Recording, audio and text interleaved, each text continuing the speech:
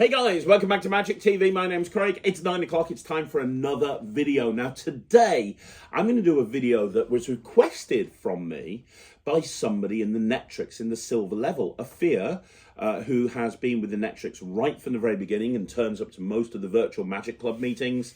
We were doing a virtual Magic Club a few days ago on sponge balls. It was the first of 3 videos on sponge balls and how to actually manipulate them and a bunch of my own original creations. And he said, hey, I'd love to see a video on this subject. And I was like, yes, it's a really great idea. So I'm going to do it. So what's the subject?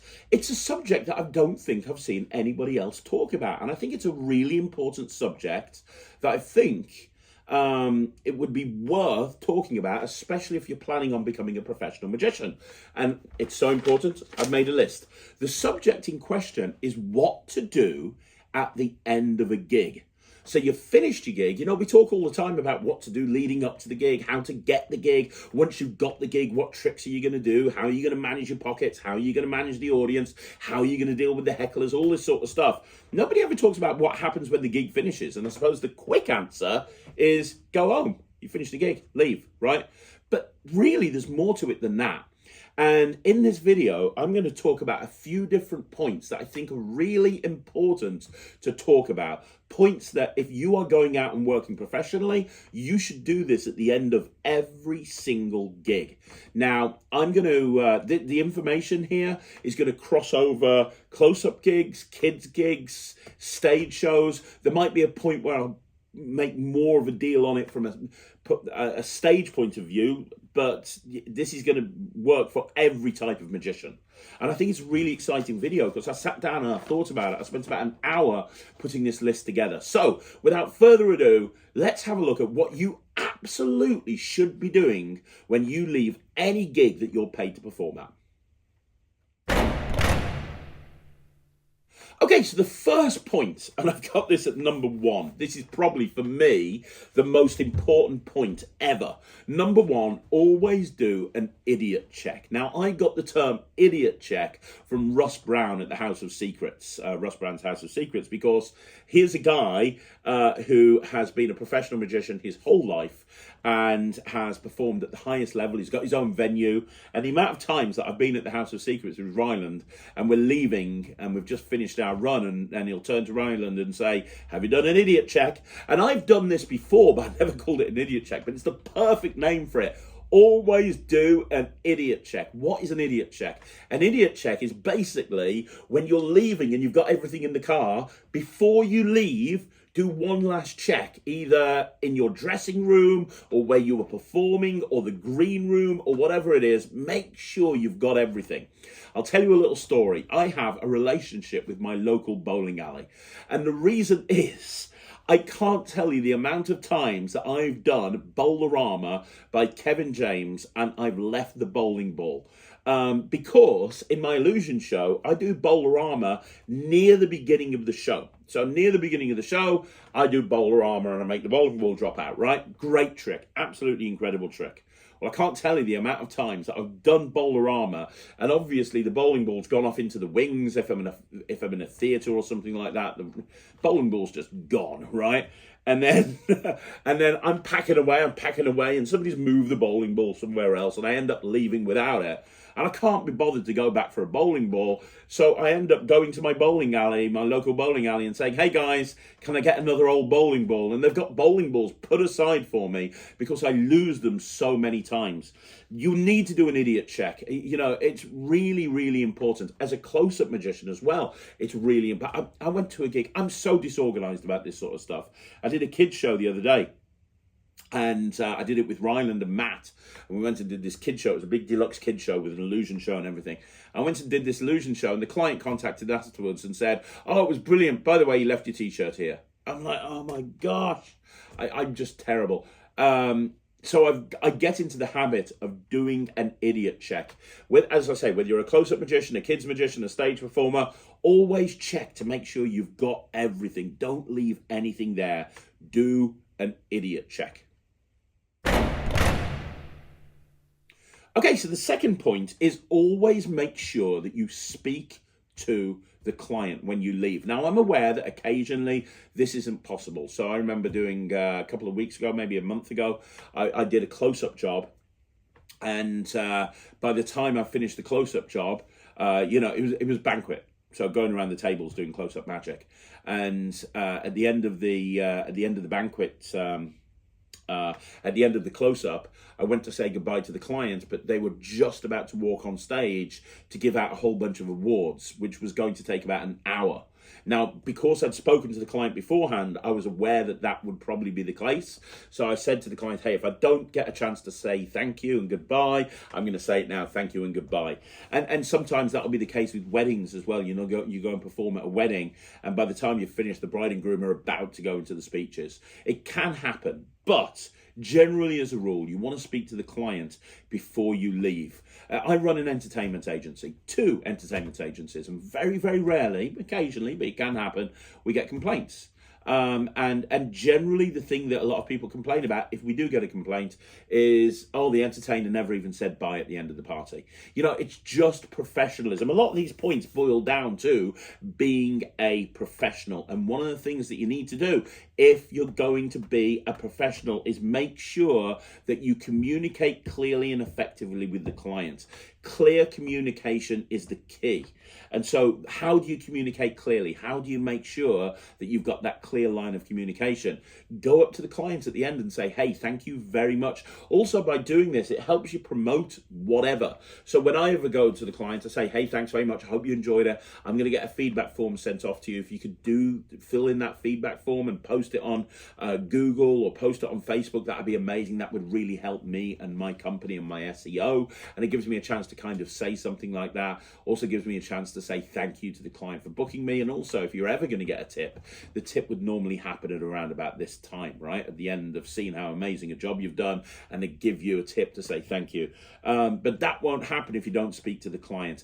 And you know what? I always look at a client as somebody I should nurture, because you never know when that client's going to want to book me again, or you never know when that client meets somebody else who wants to book me. And I want to make sure that the customer journey has been amazing. And what I mean by the customer journey is the experience the customer has had right from booking through to the lead up to the booking, through to me at the actual event, and then after sales and post gig follow-up. All of that needs to be perfect, because I want them to be in a situation where they can categorically, without a shadow of a doubt, recommend me to their friends and their colleagues, because they've had such a fantastic experience. And communication at the event is absolute key.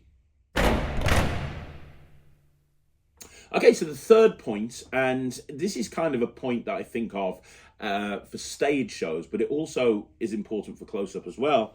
Strike out as quickly as you can. I do an illusion show, and a lot of the time the illusion show is booked, and we're performing on a dance floor. So what will happen is a lot of the time there'll be a DJ there, and there'll be a DJ, and it'll be some sort of small company awards or something like that, and there'll be a dance floor, and we're performing on the dance floor, which is fine. But one of the things the client's very keen on is, as soon as the show's finished, we strike it out as quickly as we can, so the DJ can then play music through till the end of the night. Right, so we'll get there before the guests arrive. We'll set the show up, so it kind of is all set up as they arrive. But as we leave, they want that show struck out as quickly as possible. So the second that show finishes and we say, thank you very much, we are slightly unusual, good evening, everyone, whatever, the very second, that's not a time to dawdle and go, whew, that's a time to go, right, okay, box, you get the crystal casket, I'll get the mangler, you get this, I'll get that, and just get that stuff out as quickly as possible. Even if it's into a corridor, a service corridor, get it out. If you're doing an act with big props, you want to have that stuff put out as soon as possible so the client can move on with whatever else they've got planned for the rest of the night. That is especially important when dealing with an event planner or a event organizer or an entertainment agency, because you're one small part of that evening and they are now stressing about something else, and you don't want to have that go tits up because you spent ages getting your boxes out. You need to make sure that you're doing that quickly. But this also works with kid shows. You know, you want to make sure that when you've finished your performance, you get out there as quickly as possible, because you've probably got another party that you need to get to. So you need to hustle. Works the same with close-up magic as well. When you're performing close-up, you know, you want to. I mean, there's a point on this which I'll get to later. But generally, as a rule, the venue. Let's take, for example, doing a wedding. Normally, if you're doing tables, the venue will want you out there as quickly as possible so they can turn around for the evening entertainment. So you need to make sure that you're sticking to your timings as much as possible and you're striking out quickly.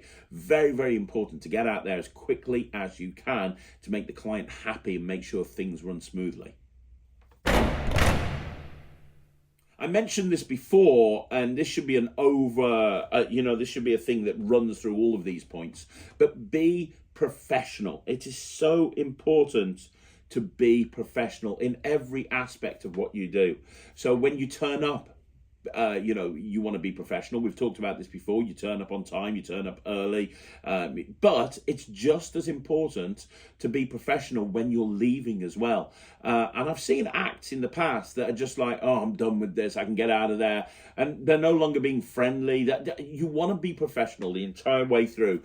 If the venue asks you to do something, or the client asks you to do something, or somebody wants to take a picture of you, whatever it may be, you want to be the consummate professional. But it goes to every single experience as well. So if you've been given a green room, you don't want to leave the green room a mess, because that venue might get annoyed with that, or one particular person might get annoyed and they might contact the client or the event planner, which might impact you getting more work off them in the future. If you're in a green room, don't leave junk all over the place. Clear it away. Make sure you've tidied it up after yourself. Don't leave a mess. All of this stuff is really, really important. It is really important to be professional, especially when the gig is finished. This is one of the biggest points. Point number 5, don't annoy the venue. Because the venue is especially important. Now, I've seen people come into gigs and they've been divas at the actual venue, and I've seen it happen. I've worked with magicians on multi-man jobs where at the end of the night they're being a diva to the venue, and the venue is like, okay, whatever the venue is, and they're acting like I'm the big I am. I worked with an illusion act once. I was just there booked as close-up magic, and I worked with an illusion act once, and they were telling the venue, no, you have to help us right now, stop the service, no, you have to help us, we have to get our stuff, whatever it may be. You want to be, again, I mentioned it before, the consummate professional, but you want to build up a relationship with the venue, because you want that venue to recommend you to their clients. How do you get that venue to recommend you to their clients? Be the person that you want, be the person that venue wants to work with. Be absolutely perfect. I've worked with clients in the past, and clients have turned around to me and said, oh, you're a joy to work with. You were great all the way through. We'll definitely be using you again. Now, there's other acts I know that have been probably as good as, if not better than me, and they've chosen not to work with those other acts just because they're a pain in the arse to work with. So you want to make sure that you are building up a relationship with the venue, and I know you want to get out of there as quickly as possible. But if the venue, for example, if you're trying to get your boxes out, and again, I'll talk about an illusion show as an example, if you want to get all of your stuff out, and the venue, and you're trying to use the lift, and the venue's like, oh, don't use the lift at the moment, we're needing to use it for something for 10 minutes. You take a step back for 10 minutes and you just put those stuff into a service corridor till you can use it, because from their point of view, you are one small part of the evening. You are an irritable part of the evening because you're upsetting everything that they're doing. It's the same with close-up. It's the same with everything. Look at people like Jester Styles, Tom Mullinger. Look at people like Owen Strickland. They get recommended to everybody left, right, and centre. Why do they get recommended? Why do venues recommend them? Because they've built up a relationship with the venue. They've nurtured that relationship, and in everything that they do, they've acted perfectly. And you need to do the same thing. Point number 6 is network. Don't forget to network with everybody, especially when you're leaving, because that's the time that you're probably not going to see them again.